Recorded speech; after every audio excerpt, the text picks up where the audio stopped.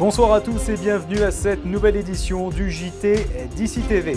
Au programme ce soir, visite de l'eurodéputé Michèle Rivasi aujourd'hui. Elle est venue présenter un projet de protection des personnes qui souffrent des ondes. Nous l'avons rencontré image au cours de cette édition. Le projet de microcentrale pour la ville de Gap de nouveau sur le tapis. Il a été évoqué ce matin par Roger Didier, maire de Gap, et Pierre Bénard, le préfet des Hautes-Alpes, au cours de la visite des installations de la ville.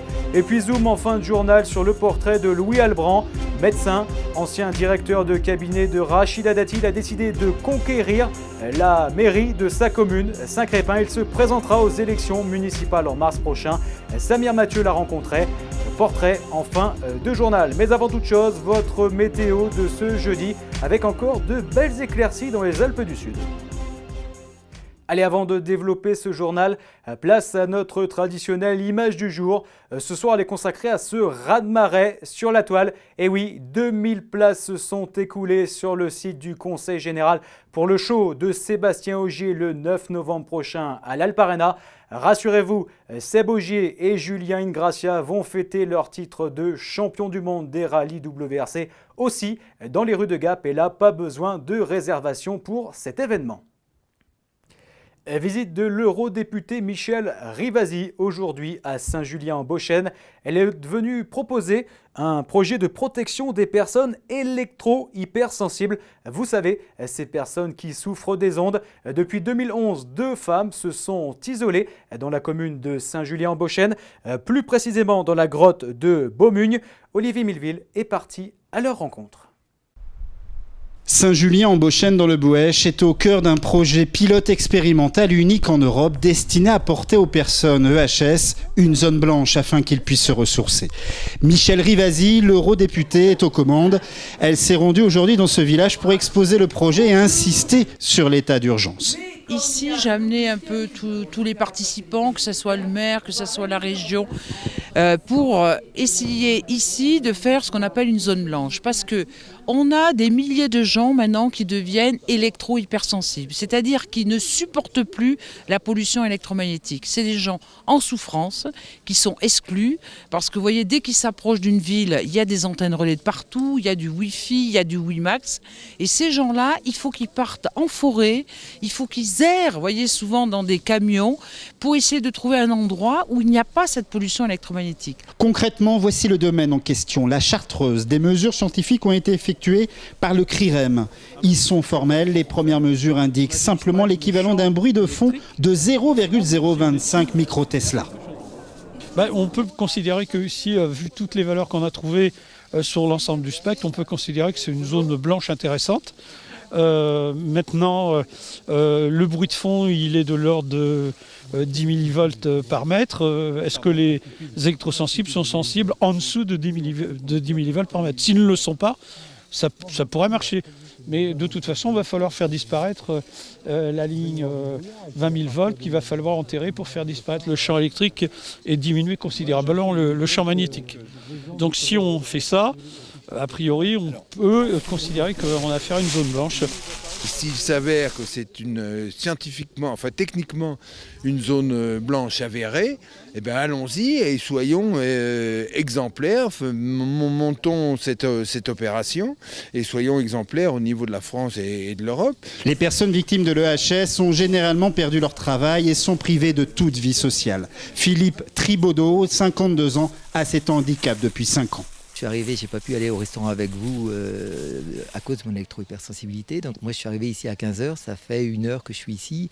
Et pour moi, au jour d'aujourd'hui, ça me picote, c'est-à-dire que ça me brûle dans la tête.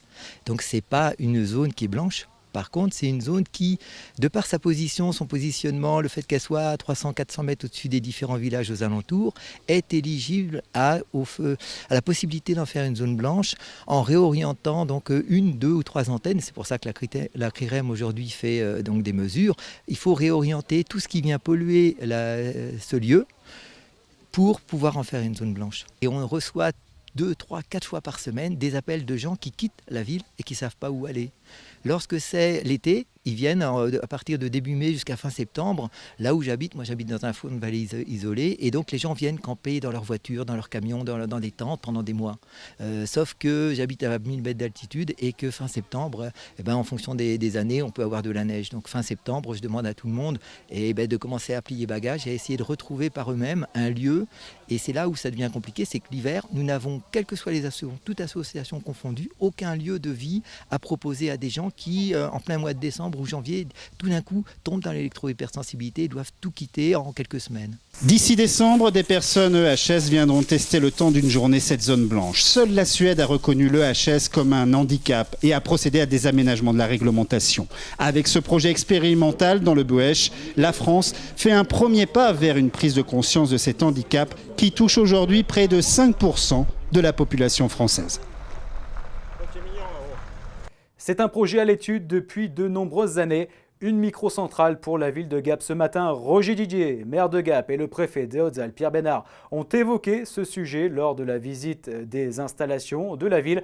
Pour Roger Didier, c'est envisageable. Il faudrait que toutes les parties se mettent autour d'une table.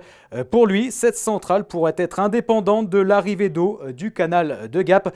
Dans ce dossier, l'État a également son mot à dire. Mais pour Pierre Bénard, il faut absolument que la relation s'améliore entre l'ASA du canal de Gap et la ville. Avant de parler d'une microcentrale, écoutez dans l'ordre Roger Didier et Pierre Bénard.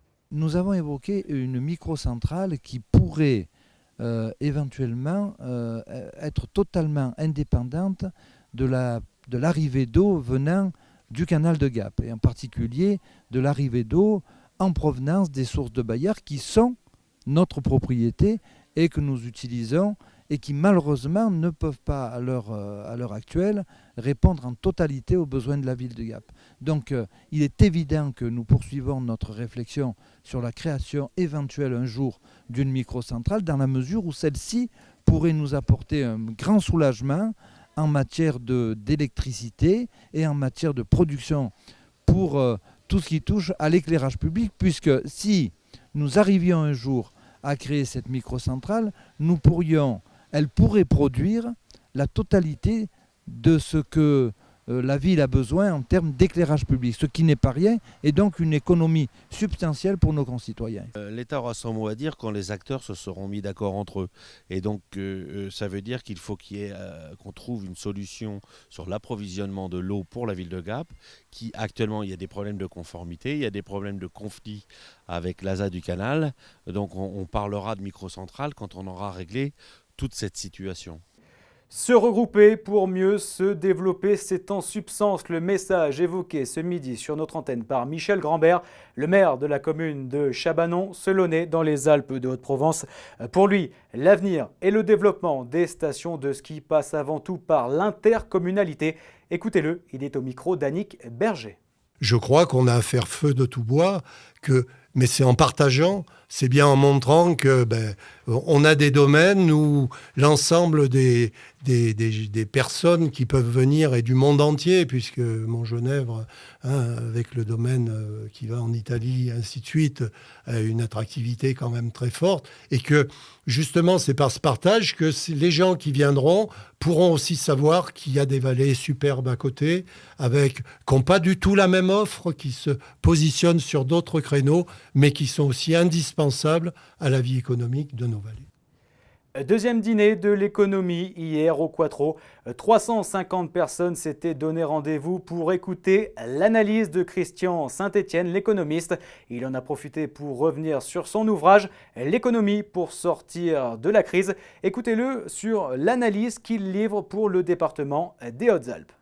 Je sais que c'est un département dans lequel l'économie du tourisme joue un rôle clé, mais il y a de très belles entreprises à Gap, il y a des potentialités de développement économique significatives, mais il faut créer un environnement fiscal, social et réglementaire et des plans d'urbanisme sur Gap et sur l'ensemble du département qui favorisent l'évolution du système productif et l'adaptation des comportements de tous les acteurs pour que ce département puisse jouer un rôle clé dans la révolution économique qui est en cours. Louis Albrand, jeune retraité, médecin, ancien compagnon de route de Bernard Kouchner, ancien directeur de cabinet également de Rachida Dati, il a décidé de se lancer un nouveau défi, devenir maire de sa commune, Saint-Crépin. Il se présentera aux élections municipales en 2014. Samir Mathieu l'a rencontré, portrait. Louis Albrand, haut alpin peu ordinaire, médecin, écrivain français, il a travaillé auprès des plus grands, Bernard Kouchner ou encore Rachida Dati plus récemment. Un homme à l'écoute des autres, un homme médecin et proche de l'humanitaire. Bien, je crois que toute ma vie, j'ai été à la fois marqué par mon père, qui était un agriculteur et qui a été très intéressé par la mutualité, aussi bien pour les assurances que pour les matériels agricoles.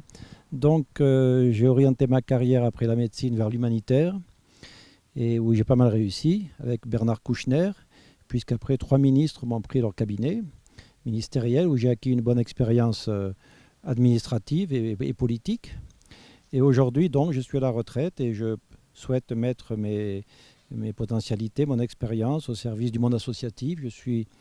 J'ai été longtemps administrateur du réseau Vivre et Vivre chez soi à l'Argentière-l'ABC, où j'étais médecin d'ailleurs. Et j'ai été aussi administrateur et président du comité médical de la Fondation Schweitzer à Chantoiseau, Chantours à Briançon. Voilà, donc maintenant je vais mettre mon expérience et ma créativité, puisque je crois que j'avais fait une émission avec vous sur les quelques alpins qui figurent dans le Vaux-Isvou, sont en principe des gens créatifs. Et voilà, ces qualités de créativité, je vais les mettre au service de ma commune. Alors pourquoi, après une carrière au plus haut sommet de l'État, revenir pour gérer une commune à Saint-Crépin ? La motivation et la soif de servir les autres. Simplement, Louis Albrand. Moi, je ne cours pas après les décorations, je les ai déjà. Je ne cours pas après la gloire, mais je veux, premièrement, ce sont mes racines. Penser qu'un de mes ancêtres déjà était maire au moment de la Révolution. Il s'appelait déjà Louis Albrand. Il y a déjà son nom sur les cloches de l'église de Saint-Crépin. Donc, moi, ce qui m'intéresse, c'est finir ma vie comme ça, en étant utile aux gens avec qui j'ai partagé l'enfance, beaucoup de souvenirs, avec qui j'ai travaillé la terre, puisqu'on était agriculteurs. Donc moi, c'est la racine, le terroir compte beaucoup pour moi. Le bien collectif, après une si brillante carrière, Louis Albrand se défend d'être donneur de leçons. Oh non, je ne viens pas d'en haut. Moi, j'ai gardé les troupeaux quand j'avais 15-16 ans. Je ne viens pas d'en haut du tout. Je suis d'origine populaire. Je dois tout à l'école républicaine, à la méritocratie républicaine. J'ai passé des concours difficiles en médecine, jusqu'à l'agrégation. Non, je n'ai pas l'impression de venir de la France d'en haut, comme disait Raffarin, une formule un peu stupide. Non, moi je crois à l'humain, je crois aux qualités humaines. Les gens de Saint-Crépin sont conscients de ce que j'ai fait, me connaissent depuis très longtemps, et ils savent que je mettrai mon expérience au service de la commune pour développer la qualité de la vie, pour laisser personne sur le côté. Il y a des handicapés qui ont besoin d'aide, il y a des personnes âgées, il y a des écoles à soutenir, il y a des artisans à aider, il y a beaucoup de choses à faire dans ce village, et je crois que ce village a besoin d'un homme créatif pour animer une équipe. Ancien directeur de cabinet de ministre, ancien haut médecin Louis Albrand, chevalier de la Légion d'honneur, officier de l'Ordre national du mérite, médaille des services militaires volontaires, aspire à rentrer dans le rang et veut servir au quotidien les habitants de Saint-Crépin. Allez, l'actualité d'ici continue sur d'ici.fm et sur d'ici Télé. Excellente soirée en notre compagnie. N'oubliez pas, dès demain, c'est un best-of qui vous attend pour l'actu d'ici.